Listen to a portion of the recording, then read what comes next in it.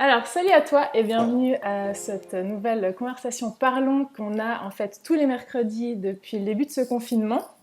Depuis le début, en fait, Yves, il a abordé plusieurs sujets avec plusieurs personnes et c'était vraiment hyper intéressant. Il a abordé des sujets comme la prière, la lecture de la Bible, la communauté, je crois le ministère, etc. Donc, je t'invite vraiment à aller les écouter si ce n'est pas déjà fait. Et puis aujourd'hui, on a décidé de faire un petit peu autrement. En fait, on a décidé que moi, donc Nadège, je fais partie de l'équipe des leaders à Home, c'est moi qui allais cette fois interviewer Yves et Jay.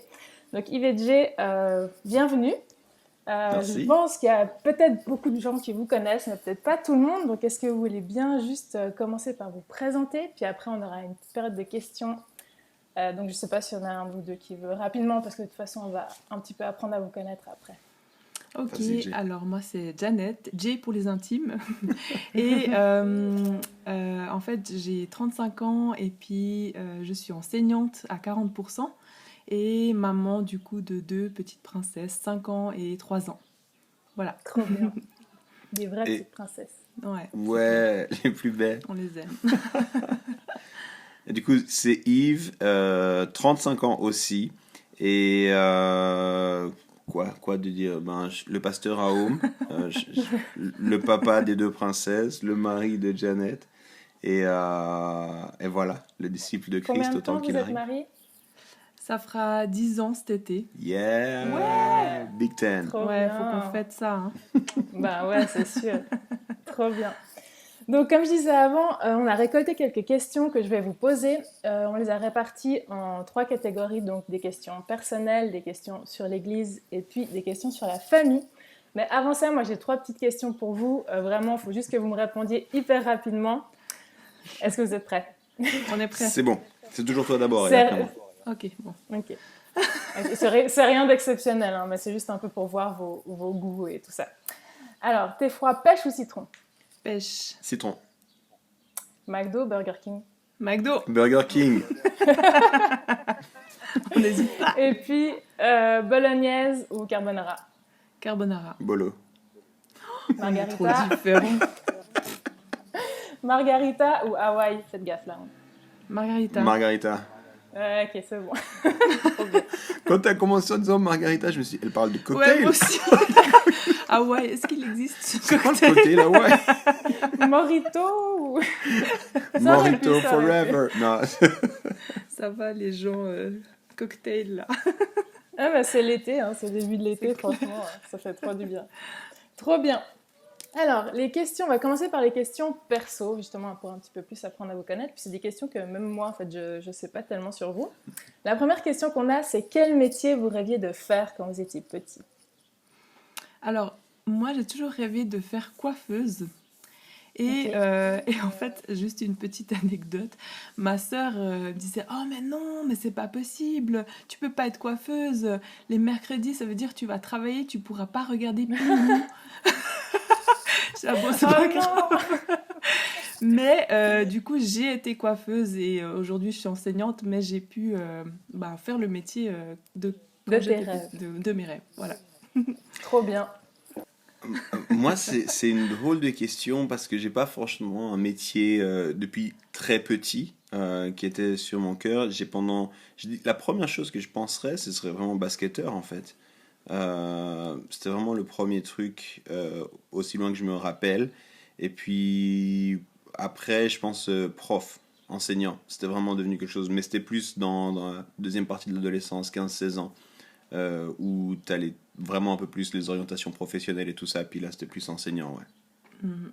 Trop bien. Donc toi aussi, tu as fait tes deux métiers de rêve, en fait. J'ai pu toucher un peu. J'ai pas pu être professionnel à plein temps, mais j'étais semi-professionnel au basket, c'est vrai. Et puis j'ai enseigné aussi un petit moment, ouais. Trop bien. Et c'est ouf. Trop Il n'y a bien. pas beaucoup de monde, je pense, qui réalisent, qui font leur métier de rêve au Non. final. Enfin, leur métier de rêve de quand ils sont petits, quoi. C'est vrai. Trop bien.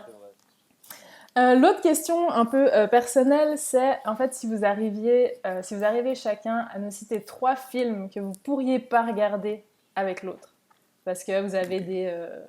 voilà, des Des goûts sensibilités différents. différentes ou des goûts différents. Ou même 1 à 3, ce que vous arrivez, parce que 3, ça peut être difficile. Ah, merci. Ouh, je me disais 3. Déjà, j'ai une mémoire de petit poisson rouge, donc c'est difficile pour moi. On est 2. Non, en fait, c'est difficile un film parce qu'Yves se sacrifie énormément et puis il regarde volontiers en fait n'importe quel film avec moi, j'ai l'impression. Après, je pourrais pas forcément citer un film, mais plutôt une série. Et il y a une série que j'ai regardée seule, Jane. Et ça, c'est clairement quelque chose qu'il regarderait pas avec moi. Donc, je peux pas lui imposer ça. Donc, voilà. Moi, j'appelle ça une telenovela. Voilà. J'appelle pas ça une série. C'est une série sur Netflix, sans faire de pub. Mais je pense c'est dur au niveau des films. Au niveau des séries, il y en aurait plusieurs que j'ai regardé, que je regarde, où je sais que dans l'autre sens, c'est difficile. Jay, elle aimerait volontiers se sacrifier, mais elle a une sensibilité plus grande. Et du coup, voilà, je sais que je vais citer 2 séries et un film. C'est OK pour toi, Annette? Vas-y. La série Dexter, j'ai énormément aimé cette série, j'ai regardé cette série, et puis je crois que Jay a essayé de regarder 15 secondes avec moi du premier épisode, et puis elle a arrêté. C'est pas passé. Ouais, c'est pas passé, trop de violence, voilà. Et puis une deuxième série que je regarde en ce moment aussi, Gotham, qui là aussi, Jay, ça passe pas, c'est trop de violence aussi. Ok. Après, au niveau des films, le seul film qui me revenait à l'esprit là, c'est des films qui sont des films de suspense, psychologique, thriller. Et il y a 2 films, Get Out et puis Us, qui sont des films presque classés horreur, Ah, wow. mais qui sont très très prenants et puis qui sont des grandes clashs par rapport à la société que j'ai trouvé très intéressant, mais là je sais que c'est même pas une question. Ouais, non. Faut même pas essayer. Non. Bon, au moins, du coup, si Yves il capitule et puis que vous. Enfin, c'est les films de Jay que vous choisissez, c'est bien aussi. Si vous trouvez un compromis, c'est très bien. Ouais, c'est cool. On regarde des films ensemble, c'est Oui, sûr. on Ça, regarde, c'est sûr. on regarde. Non, on choisit pas. Ok. Trop bien. Une autre question personnelle avant qu'on passe au sujet de l'église. Si aujourd'hui vous pouviez boire un... Si vous pouviez... Mon québécois Pouviez. ressort, je m'excuse. Pouviez. Si vous Si poussiez. vous pouviez... Si vous pouviez boire un café avec n'importe quelle personne célèbre, personnalité, personne historique, et je mettrais un petit bémol, vous n'avez pas le droit de répondre Jésus. Parce qu'on sait que vous aimez Jésus et puis on sait que tout le monde a hâte de le rencontrer, lui poserait plein de questions, mais on va forcer un petit peu le truc. Mais si elle n'existe plus aujourd'hui, ça compte. Ouais, tu peux. Moi, je pense qu'il y aurait Mère Teresa. Ça m'intéresserait trop de partager du temps avec elle et puis d'apprendre à plus la connaître. Bah, on l'a vu énormément dans les médias, dans les articles, etc. Mais je me dis de rencontrer ce petit bout de femme et de la voir personnellement, je pense que ça me ferait vraiment plaisir. Ouais, c'est vrai, c'est ouf, c'est une bonne idée. Ouais. Trop. Yves, toi le côté historique vient me... Te chambouler. Ouais, exactement. En fait, j'avais pas précisé. Mais j'ai fait histoire et j'aime l'histoire. J'ai fait histoire à l'université, j'aime l'histoire. Et du coup, il y aurait vraiment plein de monde qui serait... Et puis voilà, c'est un parmi d'autres. Mais je pense que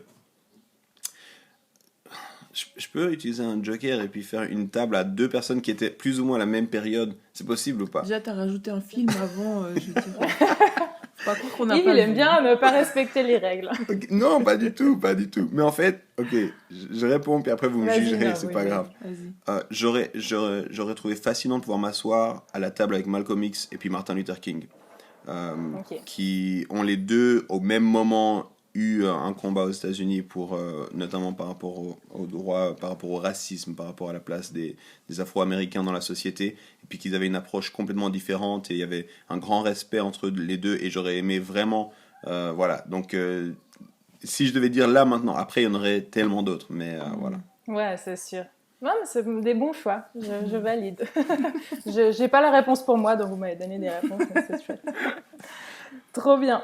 Donc on va commencer avec on va poursuivre avec les questions pour l'Église, par rapport à l'Église. On sait que vous avez un grand cœur pour l'Église, donc ça pourrait être un sujet qu'on aborde de long et en large avec vous. Mais la première question, qui est peut-être une question un peu basique, parce que en fait, vous êtes pasteur de Home Lausanne, mais il y a peut-être des gens qui nous rejoignent et qui ne savent pas pourquoi vous avez choisi Lausanne. Donc, est-ce que vous avez rapidement une explication pourquoi Lausanne et pas ailleurs, pas Neuchâtel, pas... Parce que Lausanne, c'est la meilleure des villes. Non. C'est Lausanne, quoi, c'est Lausanne. Non, je pense qu'on a un cœur beaucoup plus large que Lausanne, mais c'est vrai que Dieu nous a mis plusieurs endroits à cœur. Et puis, à un moment donné, il fallait aussi, je pense, réfléchir et stratégie, et cœur et stratégie. Et puis, je pense que je vais te laisser plus expliquer pourquoi Lausanne, parce que c'est quand même... Ouais. Ouais. Je pense qu'il y aurait, en tout cas, une des choses, c'est que moi, j'ai grandi à Lausanne. Ouais. C'est vraiment la ville où je suis né, c'est là où j'ai grandi. Et puis, quand on est revenu à Christ, on ne fait pas notre témoignage ici, mais on était plutôt dans la région de Genève au niveau des églises. Et puis, quand l'idée d'implanter est venue, en fait, pour moi, c'était vraiment fort sur mon cœur. Janet a rejoint Lausanne plus tard, dans la fin de son adolescence, début de l'âge adulte. Mais elle était aussi bien ancrée à Lausanne. Et en fait, on s'est dit, mais on a envie d'être un témoignage auprès de ceux qui nous connaissent, en fait. Janet en tant que coiffeuse, son cercle d'amis, ses cours du soir, tout ça. Et puis moi, là où j'avais grandi, les gens que j'avais... Je voulais être un témoignage là-bas et pas simplement être le chrétien ailleurs. Et puis ne pas retourner vers ceux qui me connaissaient. Donc ça, c'était une des raisons. Je pense que l'autre des raisons, c'était aussi, comme elle l'a dit, il y avait vraiment une vision, il y avait des mots clairs de Dieu par rapport à ça. Et puis du coup, ça, c'est voilà, un point de départ, mais pas le point unique. Et puis la dernière des choses, un peu plus terre-à-terre, un peu, voilà, on était en leadership, on était pasteur jeunesse à Genève, à Carouge pour être précis. Et puis en fait, on sentait pas le truc de commencer une église de l'autre côté de la rue, en fait. Ça aurait été difficile aussi pour les gens de comprendre pourquoi, alors qu'on est vraiment, on aime l'église d'où on est parti, on les bénit, on les honore.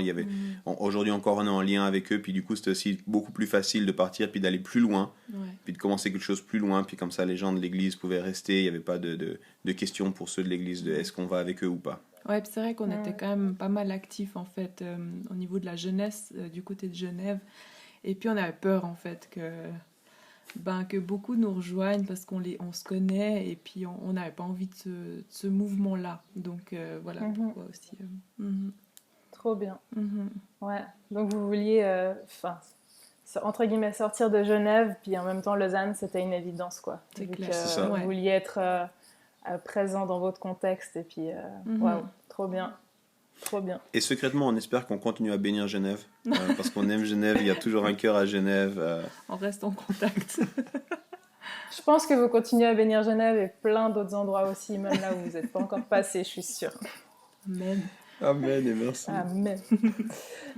Une autre question pour Home, c'est quels sont vos rêves que vous ne voyez pas encore arriver pour Home, et puis un petit peu des rêves à peut-être long terme, comment vous imaginez Home dans 10 ans. Je sais que ça peut être loin, ça peut être difficile de se projeter, mais quels sont vos rêves Moi, je pense que c'est quelque chose qu'on voit déjà aujourd'hui, mais je rêve qu'il y ait plus de parents qui se lèvent, des parents spirituels qui sont ancrés dans leur identité, et qui se tiennent vraiment en tant que parents pour d'autres, et qui portent avec nous, et vraiment qu'il y ait quelque chose de plus mature et plus profond, en fait. Et on le voit, on commence à le voir, mais c'est des prémices, et puis je me réjouis vraiment de ce qui vient par rapport à ça, en fait, vraiment.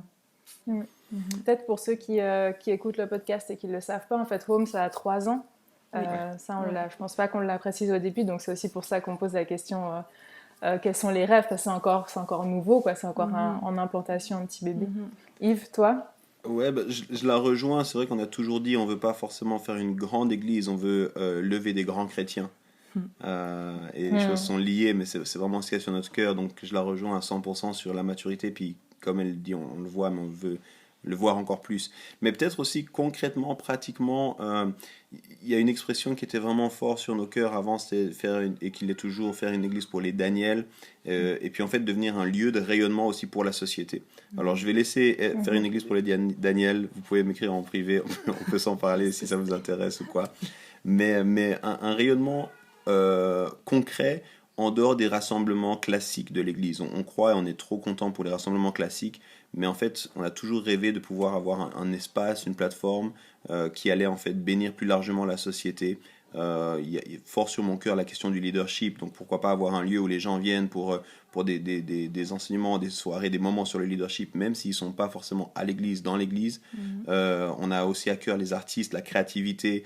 Donc, même comme la société évolue, aujourd'hui, un truc qui vient de plus en plus à la mode, c'est les coworking space Mhm. qui de plus en plus est vraiment là. Puis on se dit, mais si l'église pouvait être un coworking space, en fait, si nos bureaux, ça pouvait être, puis être un lieu pour que les gens puissent venir, un café, des choses comme ça. Donc, je dirais dans un moyen terme, ce serait pour nous un rêve Ouais. que finalement l'église, puis le bâtiment même de l'église, s'il doit y en avoir un, que ce soit un bâtiment qui soit utile pour toute la société, quasi tous Hmm. les jours de la semaine, et puis pas simplement pour les rassemblements des chrétiens, même si Mhm. on aime trop ça. Trop bien. Waouh, il y a de quoi faire, c'est trop bien, c'est trop des beaux rêves. Ouais, J'ai hâte qu'on les vive. Amen! tellement, tellement. Come on! La dernière question par rapport à l'église avant qu'on passe sur le plan familial. Tu parlais de pas de grandes églises mais de grandes personnes, mais pourtant on entend beaucoup parler de la croissance d'églises.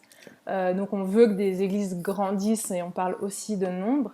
Et puis la question c'était, mais en fait on voit qu'en Suisse, la réalité de notre contexte, que ce soit en Suisse ou en Europe, le principe des méga-churches, comme on voit beaucoup en Amérique du Nord ou en Asie, euh, culturellement ce serait pas possible. Alors comment en fait garder cette vision de croissance tout en fait en se disant bah en fait on peut pas trop grandir parce que culturellement Mhm. ça passerait pas. Je Je sais peux pas si ma commencer. question est Vas-y, claire. comment?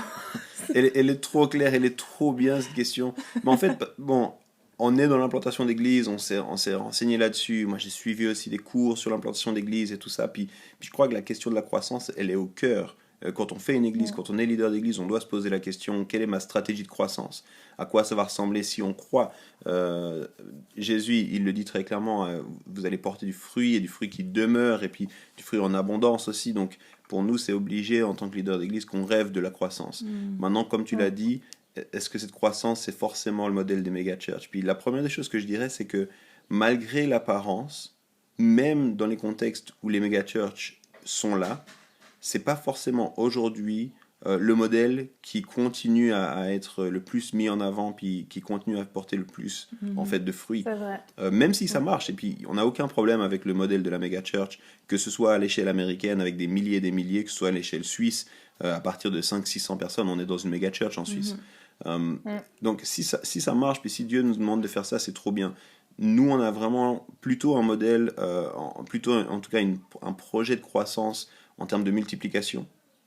Ok. C'est-à-dire que de laisser quelque chose, justement, comme tu le dis, culturellement, qui va correspondre aux gens qui sont dans la région. C'est-à-dire des rassemblements où on ne va pas forcément atteindre beaucoup de centaines ou même des milliers de personnes, mais plutôt des choses qui vont plus correspondre à ce qu'on a l'habitude de vivre, à ce qui nous correspond dans la culture. Puis on Mhm. va essayer de Mm. multiplier ces lieux. Et ça Mm. rejoint ce qu'on disait avant, pour multiplier ces lieux, il faut que les gens soient matures, il faut que les gens soient ancrés, il Mhm. faut que les gens soient grands, puis qu'ils aient le cœur de finalement faire avancer le royaume de Dieu, de faire des Mhm. disciples, ce qui est le mandat que Jésus nous a donné. Donc, Mhm. je pourrais en parler pendant tellement longtemps parce que c'est tellement important de se poser la question comment on grandit. Nous, pour faire très simple, on croit à ce principe de multiplication des lieux aussi, tout en Mhm. gardant un même cœur, une même ADN, une même vision, un même parfum, une même culture, mais en multipliant les lieux. Et puis, je crois Mhm. on l'a déjà commencé en fait. Même si c'est pas forcément extrêmément visible, mais depuis une année, on a deux services, un service le matin, un service le soir. Et puis c'est vrai que ils sont pensés comme deux églises. Mhm. Alors la logistique fait qu'aujourd'hui on se retrouve au même lieu, dans le même lieu, mais c'est vraiment pensé comme deux groupes en fait de leadership, ouais, deux équipes qui font travailler comme deux églises. Puis il y aurait tout à fait la possibilité déjà maintenant de se réunir géographiquement dans d'autres lieux et puis de vivre cette réalité. Ouais. Tout est dit, hein, je veux dire, je me suis dit, j'ajoute ça, mais en fait, voilà.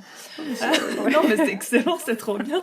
Mais c'est vrai que pour nous, c'est important, en fait, qu'on ait vraiment, qu'on continue la famille, et puis que malgré le fait qu'on soit dans des lieux différents, en fait, on a vraiment cette même ADN, ce même désir de sortir, de toucher la société, de faire la différence, de faire la vie ensemble, et puis vraiment ce cœur commun, même si on est à des lieux différents. Et vraiment, on se sent appelé à ça. Puis c'est aussi quelque chose qu'on avait reçu, en fait, dans la prière. Donc c'est quelque chose qu'on vise. Ouais.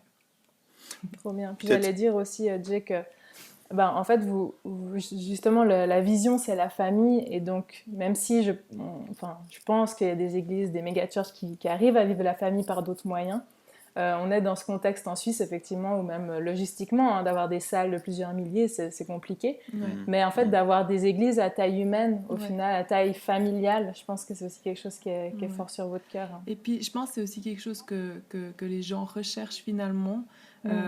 Et puis, ils ont besoin, en fait, aussi de se sentir à leur place, de se sentir vus, reconnus, aimés. Et c'est quelque chose qui est possible, justement, dans ces églises à taille humaine, justement, comme tu dis, ouais. Vous êtes vraiment en train de me donner, il y a tellement de choses. Je suis trop d'accord avec tout ce que vous dites. Il y aurait trop tu dois de t'arrêter à un moment. Je t'assure, mais c'est... peut-être je rajouterais simplement que c'est aussi un modèle qu'on trouve dans la Bible, en fait. Et peut-être juste dire, c'est pas...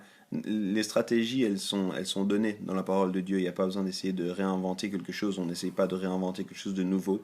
Et quand on regarde ce que Paul faisait dans ses voyages, il implantait, il initiait des communautés, mais il y avait un lien fort qui était avec ces communautés. Il écrivait, puis alors nous, dans la Bible, on a ces lettres de Paul à ces communautés, mais on comprend bien qu'en fait, ils se connaissent, qu'il y a des gens, ils étaient d'un côté, après ils sont allés dans l'autre côté, il y avait une mobilité, puis il y avait un même cœur, en fait, une même ADN qui était présente.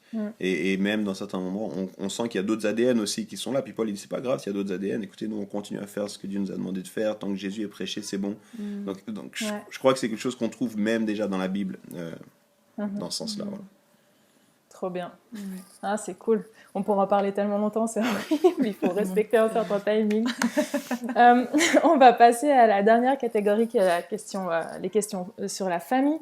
Il y a de nouveau 3 questions, mais la première, en fait, c'est plus une question générale sur la famille. Quelqu'un nous demandait quels seraient vos 3 conseils pour construire une famille aujourd'hui en 2020. Tu veux commencer ? Vas-y. Est-ce qu'on donne 3 chacun ou 3 en tout ? Ok. Complétons-nous. Moi, je pense déjà de passer du temps ensemble et de mettre les bonnes priorités, justement. La famille, c'est la priorité. Yes. Et puis, d'en faire une priorité dans tous les domaines de notre vie. Et ça veut dire aussi les écrans, on laisse de côté, trouver des stratégies pour vraiment vivre l'instant présent et pas juste être au même endroit, au même moment, mais d'être présent à tous les niveaux, en fait. Donc, je pense que c'est quelque chose qui est très, très important. Complètement. Le temps, la disponibilité, la présence. Puis j'ai beaucoup aimé quand tu disais d'en faire une priorité, puis en fait de garder ça.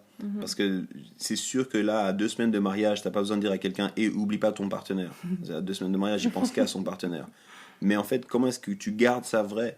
Nous, ça va faire 10 ans maintenant. Ça fait 12 ans à peu près, 13 ans qu'on se connaît. Et comment est-ce que tu gardes ça vrai, en fait ? Que mon partenaire, c'est ma priorité. Mes enfants, c'est ma priorité. Alors que les saisons évoluent, qu'on change, tout ça.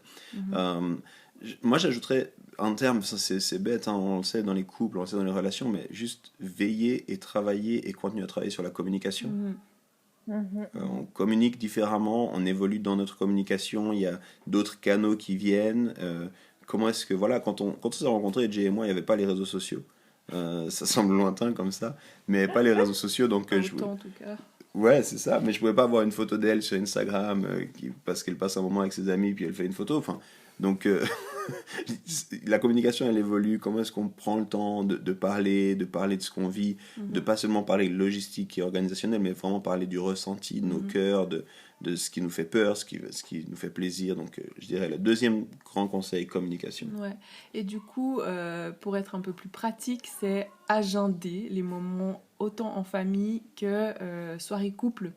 Il faut les agender. Il ne faut pas avoir peur de sortir l'agenda, même si on se dit mince, ça ne le fait pas, on a besoin de spontanéité. Mais à un certain stade, quand en plus on a des enfants, la spontanéité, c'est difficile. Puis si on attend sur ça, en fait, on risque de passer à côté de plein de choses, de plein de moments. Donc vraiment agender ces moments. Voilà. Yes, trop bien. Ok.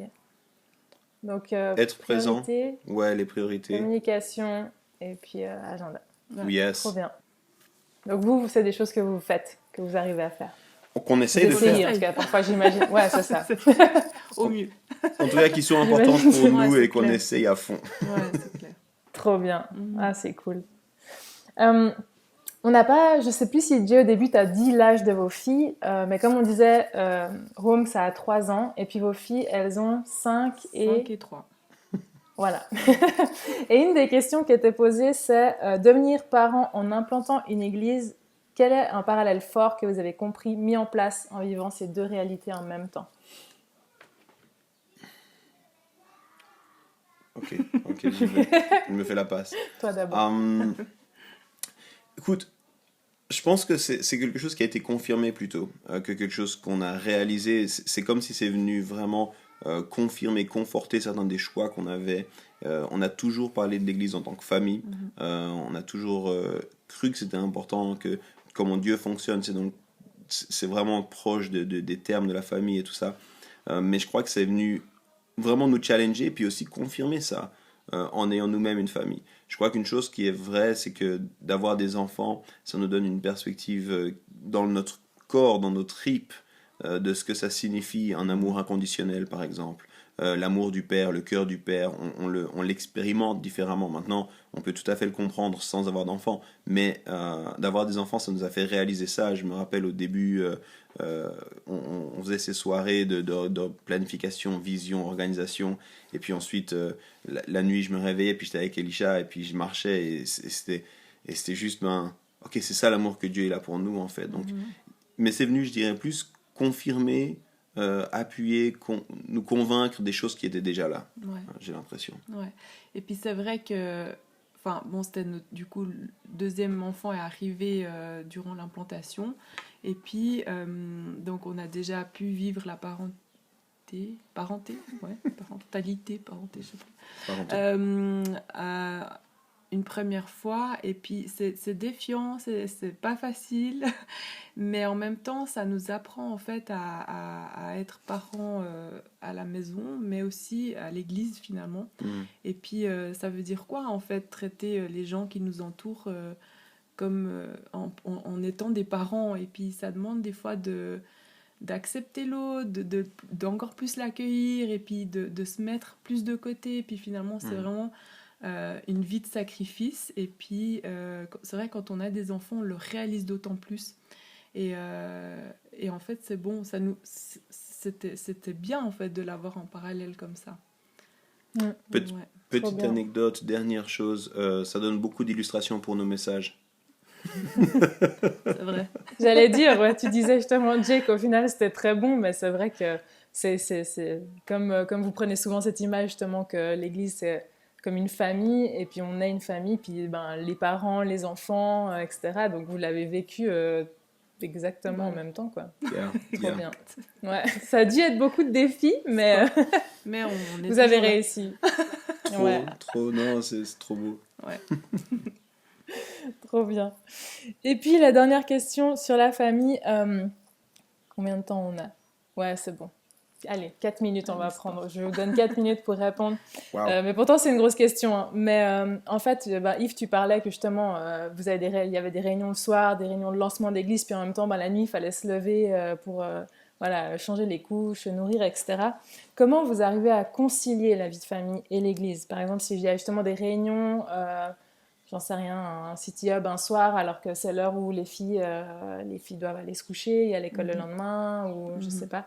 Est-ce que je pense que c'est un gros sujet, hein, qu'il y a beaucoup de choses à dire, mais comment est-ce que vous arrivez à concilier ça? C'est vrai que pour nous, la famille a toujours été la priorité, et puis c'est quelque chose qu'on a reçu de Dieu, que on doit en fait prendre soin de notre famille nucléaire avant de prendre soin de la famille plus large. Et en fait, pour nous, ça a toujours été une priorité. Donc en fait, si on a des réunions ou autres, et puis que faut coucher les filles, soit on essaie de trouver quelqu'un, ou si c'est pas le cas, moi finalement je reste avec les filles.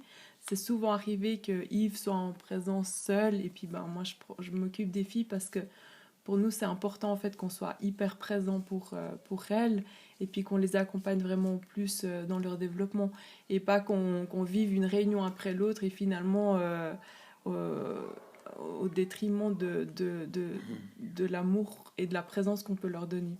Donc c'est finalement aussi sacrifier, on a envie de faire des choses, mais finalement on peut pas forcément, et puis se dire je sais dans quoi j'investis, pourquoi je le fais, et puis et accepter cette période en fait, ouais. Je crois, si tu me laisses encore quelques instants, Vas-y. je crois pour nous, hein, la famille c'est une priorité, puis la famille c'est notre premier ministère. Notre première responsabilité, pour moi, c'est ma première responsabilité, c'est ma relation avec Dieu. Ensuite, c'est Janet, les filles. Et après, tout ce qu'il va me donner ensuite. Et du coup, il fallait qu'on l'incarne. Donc, on a fait des choix vraiment par rapport à ça. Janet, elle l'a dit aussi, par rapport même à notre présence, à notre disponibilité. On a dû, des fois, au risque de déplaire certaines personnes, dire on ne pouvait pas être là. Parce qu'on devait être là pour la famille, pour les enfants. Et puis on n'a pas eu peur de faire des choix aussi par rapport à ça. C'est-à-dire, par exemple, qu'on sait qu'à moins d'une urgence, qu'on tolère une urgence par semaine, mais sinon, c'est pas plus que 2 soirées pour l'église. Les autres soirées, c'est pour la famille. On est à un stade, une saison de vie où les filles ont besoin qu'on soit là dans les soirées, dans tout ça. Donc voilà, on a un rythme de vie où on s'est assuré d'avoir du temps de qualité avec nos filles. Ça veut dire que moi j'ai une journée où je suis avec les filles, Janet a 2 journées où elle est avec les filles, puis une fois par semaine on est tous ensemble autant que possible. Donc encore une fois, c'est pas des choses qui sont figées et puis qu'on vit tout le temps de la même façon, mais c'est vraiment un cadre qu'on essaie de garder, qui nous rappelle cette priorité. Et puis on essaie vraiment d'avoir des moments de qualité avec nos filles, et puis de toujours les voir comme notre priorité. Donc moi, un de mes highlights avant cette période de confinement de ma semaine, c'est mon moment de sport avec les filles. Je sais que les jeudis, on va à la gym, et puis je fais tout pour y être, et j'en ai raté extrêmement peu, parce que pour moi, c'est vraiment la priorité, c'est un highlight de ma semaine, tout comme nos soirées en tant que couple. Donc voilà, c'est de vivre ça. Ça a été des défis, mais il fallait qu'on se pose, et puis quand on exprime les choses, on parlait de communication avant, en fait, si les gens sont pas contents, c'est pas grave. Nous, on est convaincus que notre priorité, c'est la famille. Si les gens sont pas contents, ils peuvent aller ailleurs. La bonne nouvelle, il y a d'autres églises. Mais nous, on va le vivre comme ça, en fait. Et puis, en général, je dirais vraiment 9% des cas, les gens étaient vraiment, vraiment réceptifs, puis encourageants par rapport à ça. Vraiment à soutenir, à demander comment est-ce qu'on peut aider par rapport à ça, à demander, et on sait que vous avez beaucoup, est-ce qu'on peut faire, puis écoute, je pourrais pas le soir, ok, il n'y a pas de problème.